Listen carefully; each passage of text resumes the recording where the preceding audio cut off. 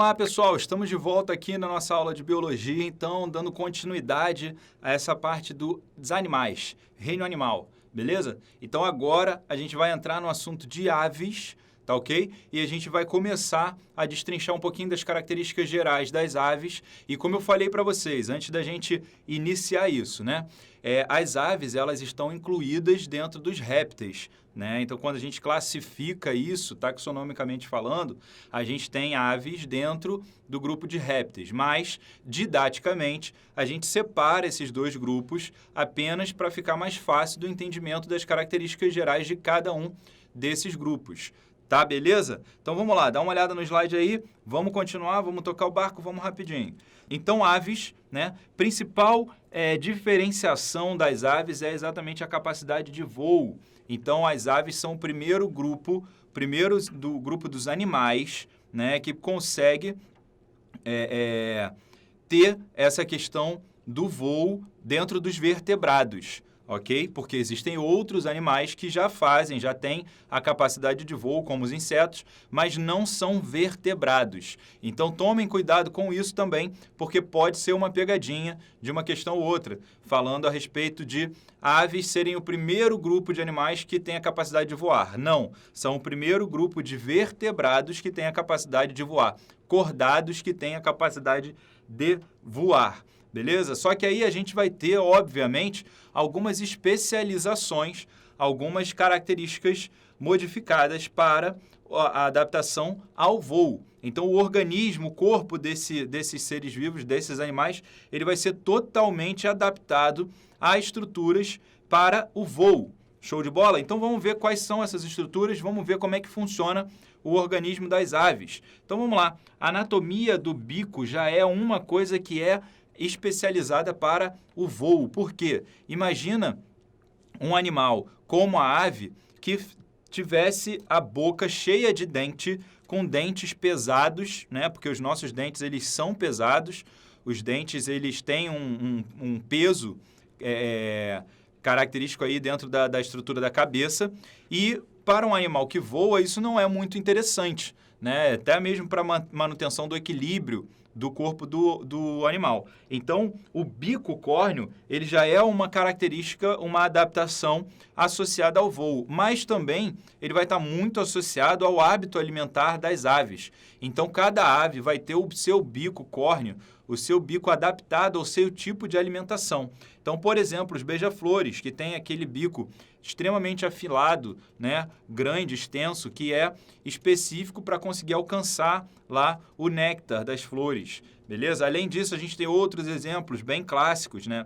Alguns bicos que são maiores, como dos papagaios, tucanos, que vão ter uma especialização aí já para quebrar sementes mais duras. A gente tem outros bicos mais adaptados a conseguir selecionar o alimento dentro de um solo muito diverso. Então, ele tem uma ponta mais específica para conseguir selecionar o que ele vai se alimentar. Então, é uma estrutura que vai ter uma variação, uma diversidade bastante grande relacionada ao seu hábito alimentar. Tá? Mas o aparecimento desse bico córneo está muito relacionado à diminuição de peso da cabeça do animal também, ok? Beleza. Além disso, a gente tem uma glândula nas aves que é chamada de glândula uropigiana. E o que é essa glândula uropigiana?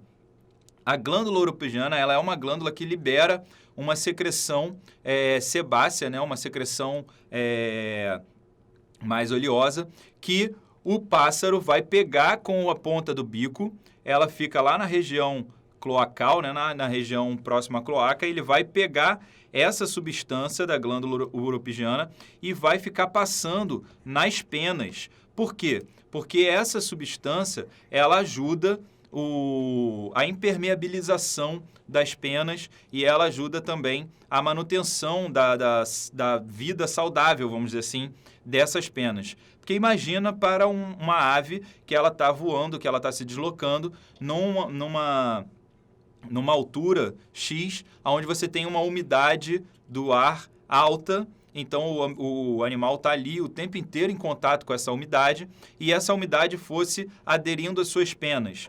Então, ele ia ficar pesado, ia ficar com as penas coladas e não ia ter a característica das penas específica para auxiliar no próprio voo. Então, ele não iria conseguir fazer o voo se ele tivesse essas penas úmidas, umedecidas, tá? Então, a glândula uropigiana, com essa substância mais oleosa, ela é extremamente importante para a manutenção da impermeabilização das penas. Tá ok? E é por isso que esse pássaro, os pássaros de forma geral, as aves de forma geral, não só os pássaros, né? Mas as aves de forma geral, têm essa glândula uropigiana para ajudar na impermeabilização das penas. Show? Além disso, a gente vai ter já, né? A gente já tinha essa característica anterior dos répteis da respiração pulmonar. Então, o pulmão agora ele é capaz 100% de suprir a necessidade de respiração desses animais, ok? E aí a gente vai ter a circulação um pouquinho diferente do restante dos répteis. Então, a circulação agora ela continua sendo dupla, show de bola, só que agora ela passa a ser completa. E aí, o que é uma respiração dupla e completa? Como eu falei, no final da aula eu vou passar ali um completão sobre a circulação dos vertebrados. Mas, para você já estar ligado no que significa ser uma circulação dupla e completa, dupla a gente já falou, porque a gente já viu em 2 grupos anteriores, nos anfíbios e nos répteis, que a circulação é dupla. Então, o sangue passa 2 vezes pelo coração em cada ciclo de circulação. Agora, o que significa ser completa? Significa que a circulação não vai ter a mistura entre sangue arterial e sangue venoso, ou seja, não vai ter a mistura de sangue rico em oxigênio com sangue pobre em oxigênio, ok? E isso já confere, inclusive, para as aves, algumas outras características que a gente vai ver mais para frente aí, eu vou associando uma coisa com a outra, tá bom? Então, para você ter uma respiração dupla e completa, você precisa ter um coração com 4 cavidades. Não dá para ser um coração com 2 nem 3 cavidades. Por quê? Porque você precisa ter 2 cavidades onde o sangue rico em oxigênio vai passar e outras 2 cavidades onde o sangue rico, pobre em oxigênio, vai passar, para que você não tenha a mistura dessas 2 concentrações de oxigênio aí no sangue, ok? Então você tem um isolamento como se fossem 2 sistemas funcionando num local só, aonde vai passar sangue arterial e aonde vai passar sangue venoso. Beleza? Então, coração com 4 cavidades é uma novidade evolutiva das aves, porque essas cavidades são completamente separadas. A gente vai ver, quando a gente estudar mais para o final da aula aí, a questão da circulação dos répteis, já tem 4 cavidades em outros répteis, além das aves. Porém, ainda ocorre a mistura do sangue. Então, essas cavidades, elas mesmo que já sejam individualizadas, separadas, elas ainda permitem a mistura dos sangues, do sangue venoso e sangue arterial, ok? Então, coração com 4 cavidades totalmente isoladas, sem mistura de sangue, a primeira vez que a gente tem o aparecimento é nas aves. Show? Além disso, olha aí a excreção de ácido úrico se mantendo. Então, o ácido úrico, né, como eu falei, nos répteis de forma geral, é uma substância, né, um composto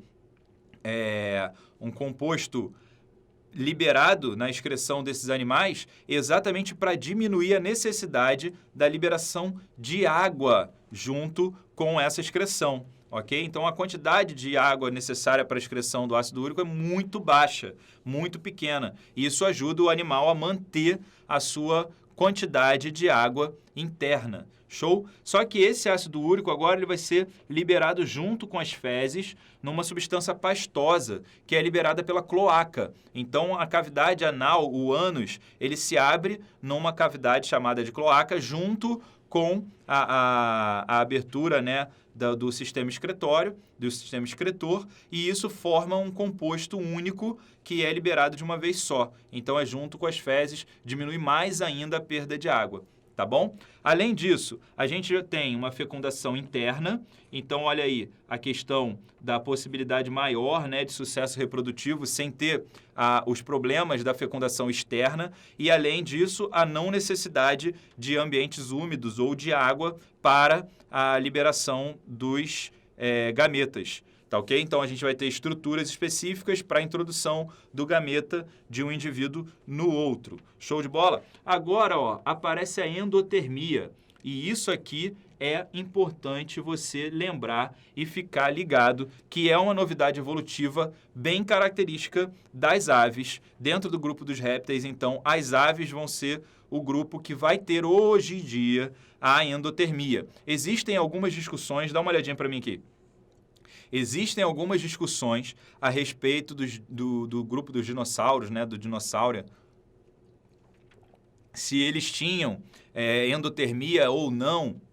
Não se importe com essa discussão agora. A questão é você ficar ligado nos organismos, nos seres, nos animais que estão vivos hoje em dia, atuais. Tá? Então, dos répteis atuais, apenas as aves têm endotermia.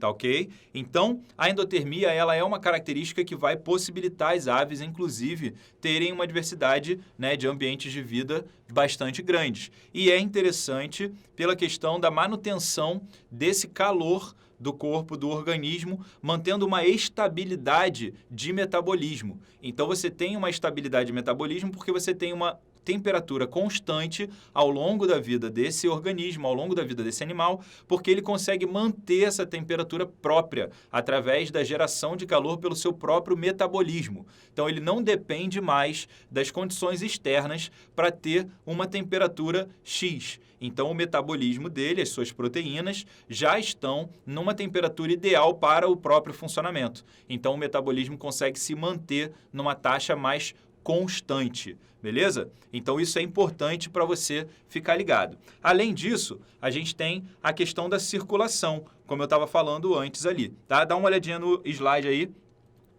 A circulação dupla e completa, a gente já falou. Opa, tá duplicado isso aqui. Aí a gente vai ter, ó, a questão, mantendo a questão aí da reprodução, né? Que eles são ovíparos, então as aves vão colocar os ovos, né? Vão ter essa questão dos ovos. E lembrando que é um ovo amniota, então é um ovo que faz com que o organismo, o animal, seja totalmente independente da água para o desenvolvimento do seu embrião. Beleza? Além disso, a gente vai ter o desenvolvimento direto, como a gente já viu lá e nos outros répteis, né? Significa o quê? Que quando eclode o ovo, o ser vivo que sai dali de dentro, o animal que sai dali de dentro, o filhote, ele já é uma estrutura completa igual a do adulto. Então, é como se fosse um adulto pequenininho, um adulto em miniatura, ok? Então, o desenvolvimento direto não passa pela metamorfose, não precisa passar por metamorfose, não tem fase larvar ou larval, ok?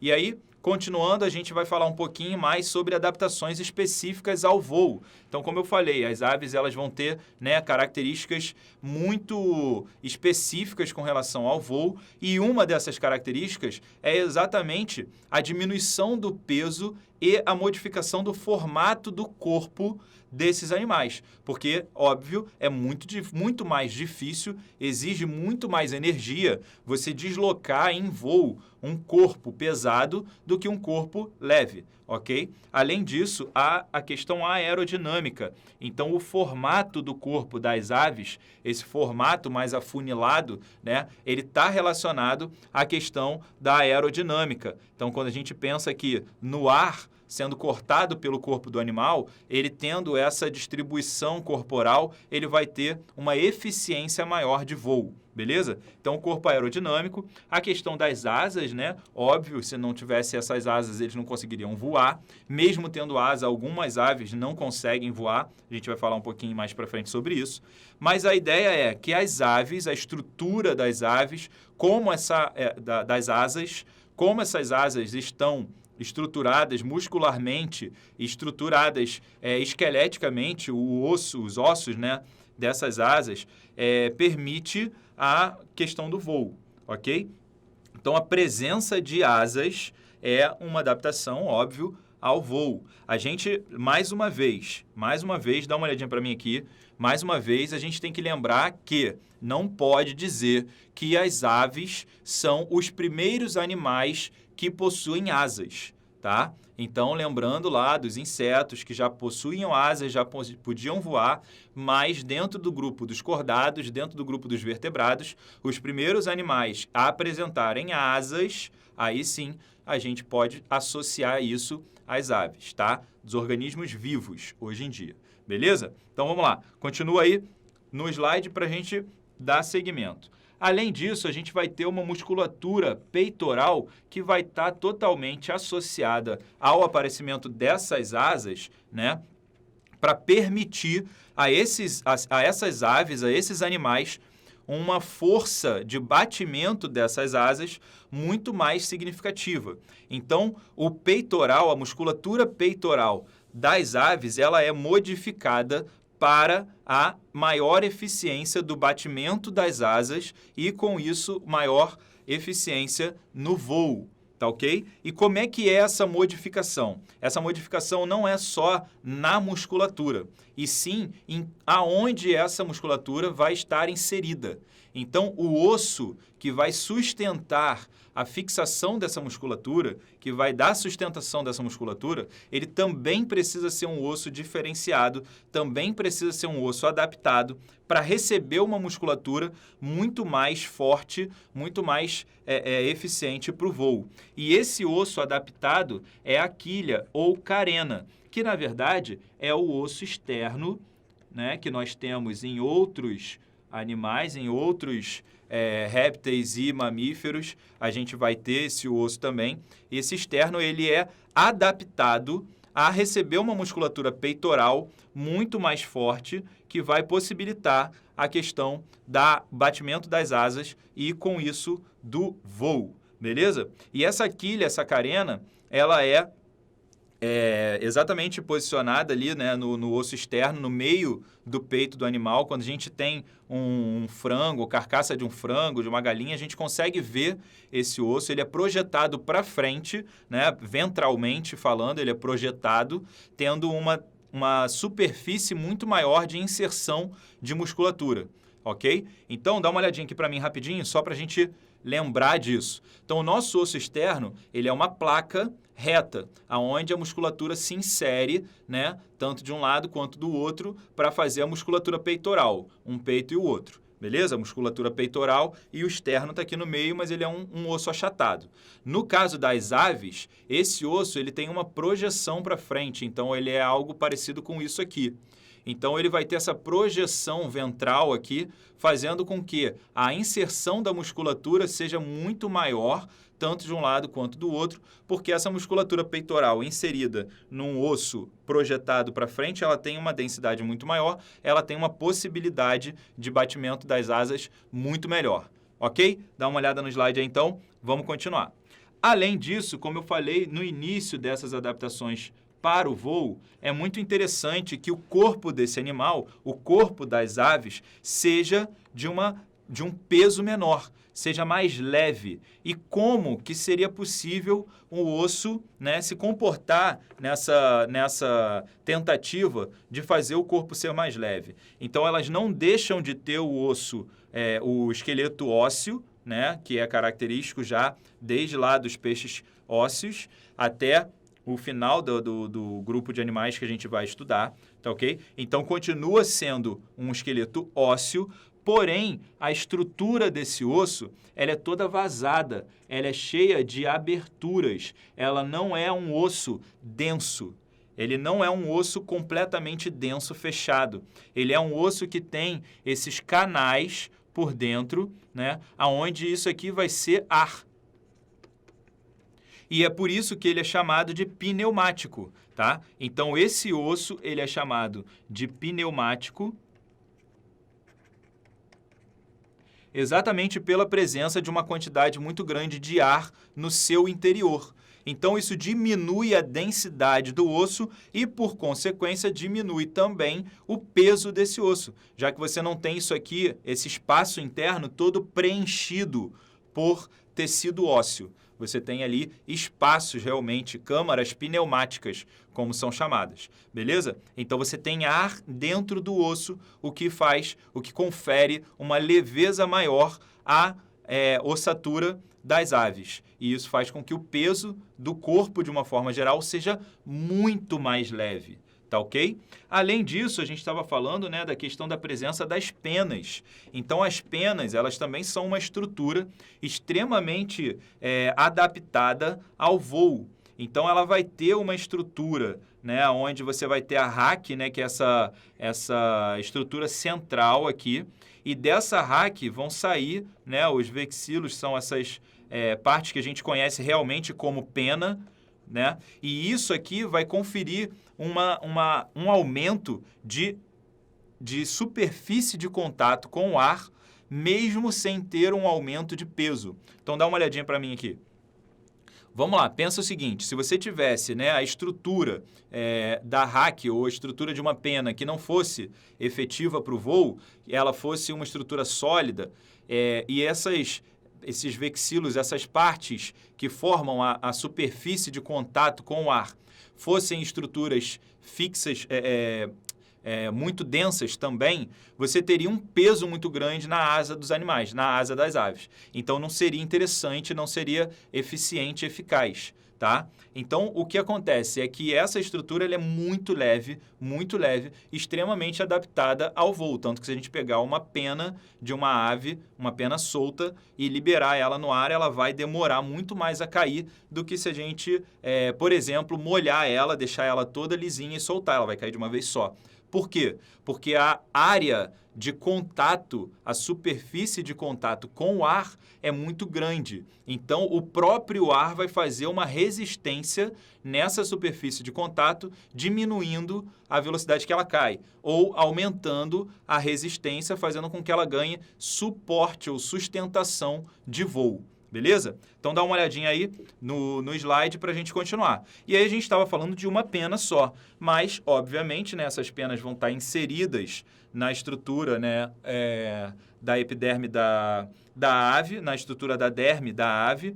E essa estrutura, em conjunto, a pena, várias penas em conjunto, vão dar, então, essa característica de sustentação do voo. Ok? E aí, a própria locomoção da ave durante o voo, ela modifica o posicionamento das suas penas na asa para poder fazer um voo diferente. Então, se ela precisa atingir uma velocidade maior, como a gente está vendo aqui, ó, nessa ave de rapina aqui, essa águia, se a gente pensar que ela quisesse agora aumentar a sua velocidade, ela junta todas essas penas, que você vê que essas penas elas estão todas separadas, né? Ela pode juntar todas essas penas para trás, conferindo uma menor superfície de contato com o ar, fazendo com que ela corte o ar mais fácil e ganhe velocidade. Beleza?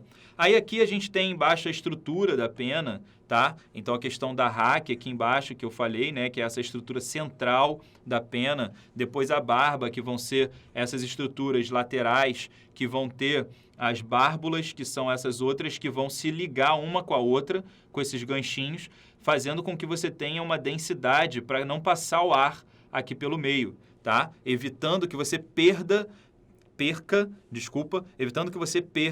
esse contato, essa superfície de contato com o ar. Porque quando você tem esses espaços aqui, ó, o ar passa aqui no meio e você perde essa questão da superfície de contato. Beleza? Então, a ideia é que ela fique toda densa, fechadinha, que nem esse pedaço aqui que eu marquei.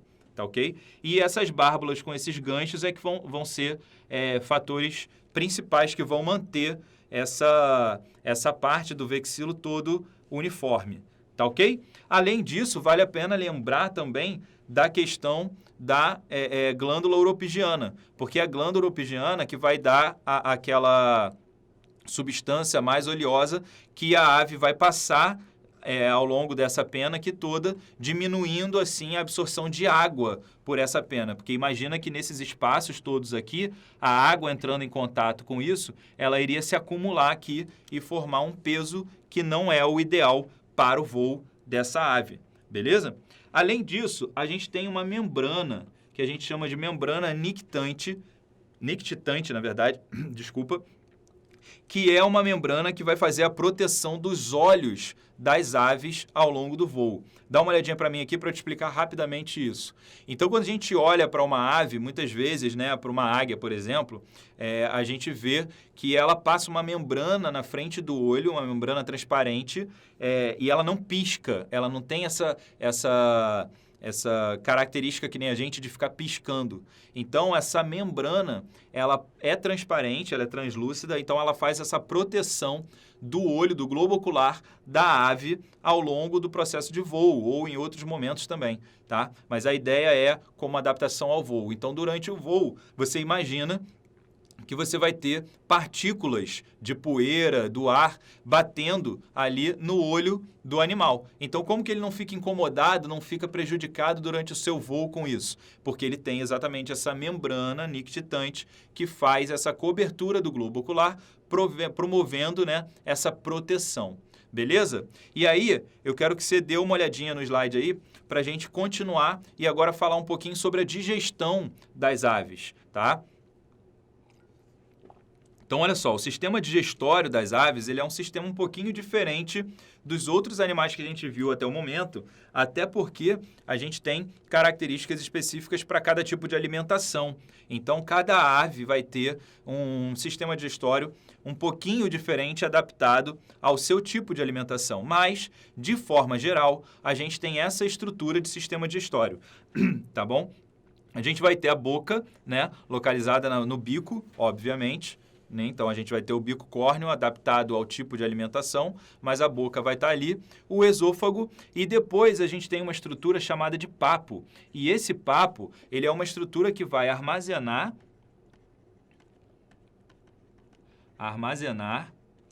e já começa a ajudar a amolecer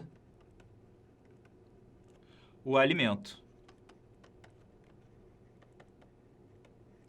Então, o papo ele vai armazenar e já começa a amolecer, hidratar o alimento. Então, com essa hidratação, esse alimento começa a ficar mais mole. Então, facilita depois, quando ele for passado para o estômago, a sua digestão, tá? O estômago, né, ele vai ser responsável principalmente aí pela digestão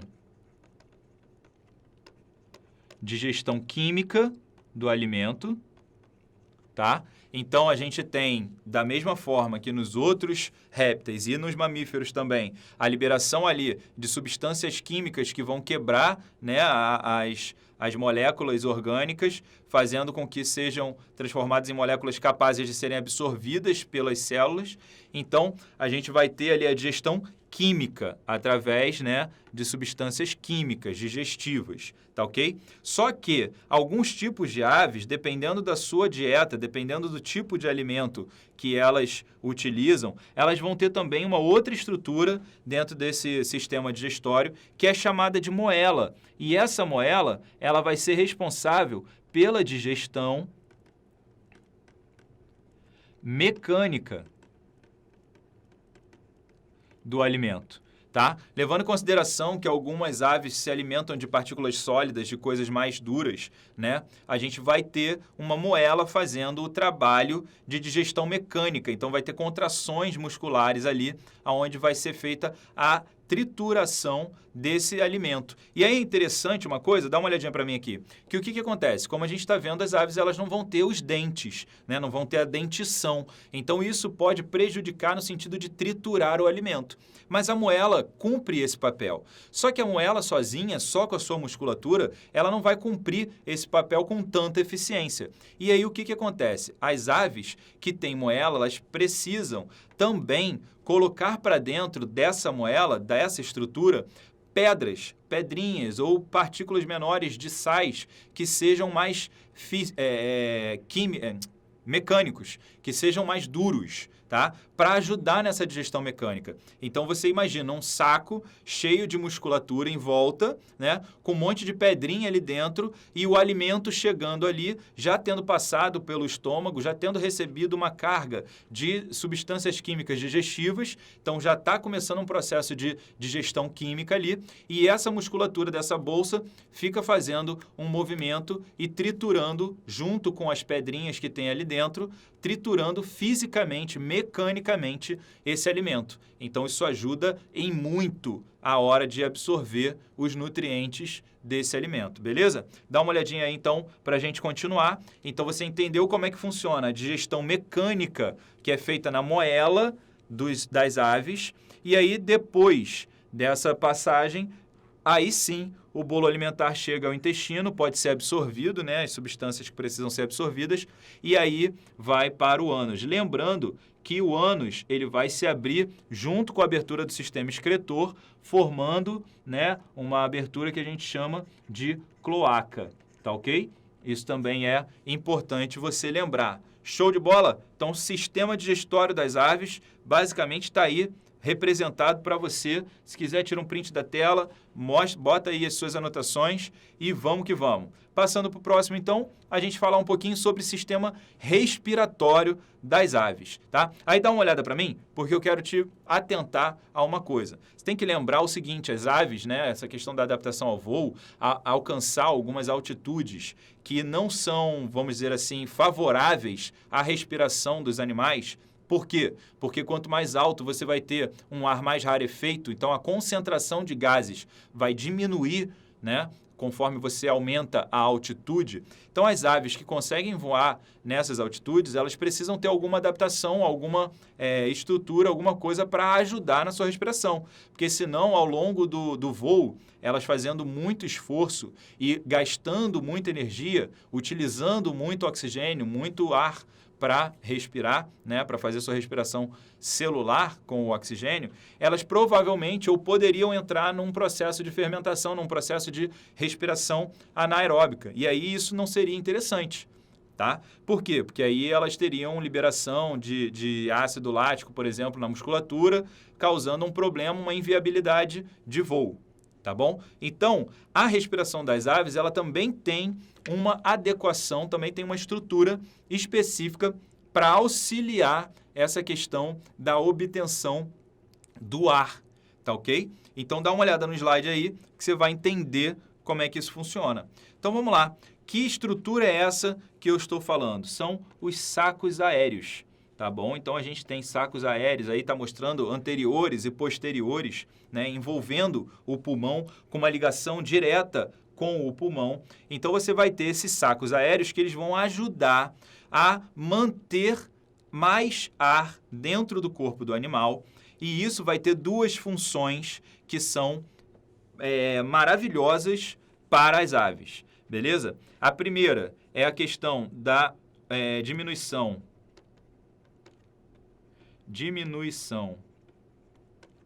da densidade do corpo.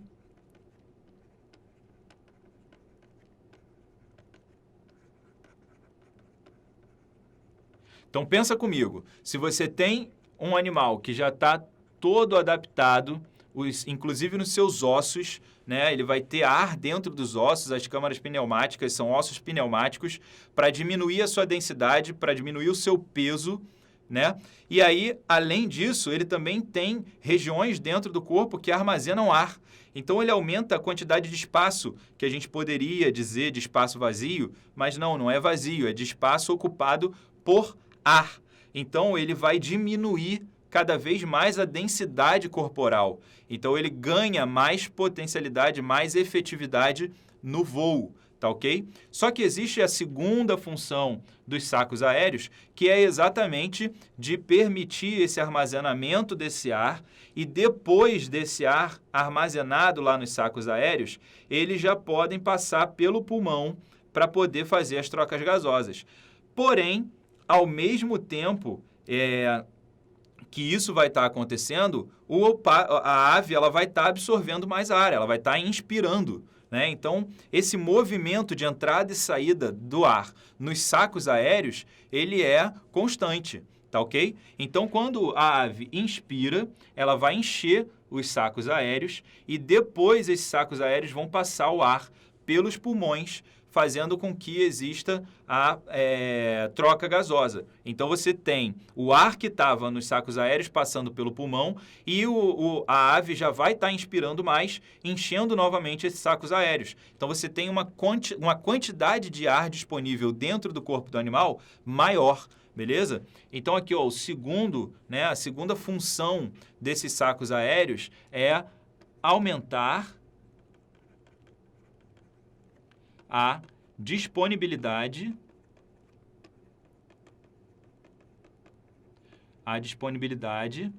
de ar para os pulmões. Beleza? Então, você vai ter uma disponibilidade maior de ar para os pulmões. E isso é importante levando em consideração o ar rarefeito, a diminuição da concentração dos gases, né, em altitudes maiores, ajuda bastante nesse processo, beleza? E aí, ó, só mostrando, né, esse funcionamento, como é que funciona isso tudo. Então, quando ela inspira, os sacos aéreos se enchem e esse ar, lógico, ele vai estar passeando ali por dentro, ele não vai ficar parado nos sacos aéreos, então ele já vai encaminhar para o pulmão. E aí, quando a ave faz a expiração, quando ela expira, esses sacos aéreos esvaziam e o pulmão, né, vai receber essa quantidade extra de ar e assim por diante. Beleza? Então dá uma olhadinha para mim aqui. Entendido como é que funciona toda essa questão da respiração das aves e as duas funções principais dos sacos aéreos dentro do corpo do animal, tá? Então você vai ter a função da diminuição da densidade, porque você está preenchendo o espaço interno com ar, então a sua relação de volume-superfície, né, de superfície-volume diminui, então a sua superfície se torna menor em relação ao seu volume, você fica menos denso e, ao mesmo tempo, com esse processo de inspiração e expiração, os sacos aéreos se enchendo, passando esse ar para o pulmão, é como se fosse uma carga extra de ar para o pulmão das aves, beleza? E aí, com isso, a gente fecha essa parte de aves.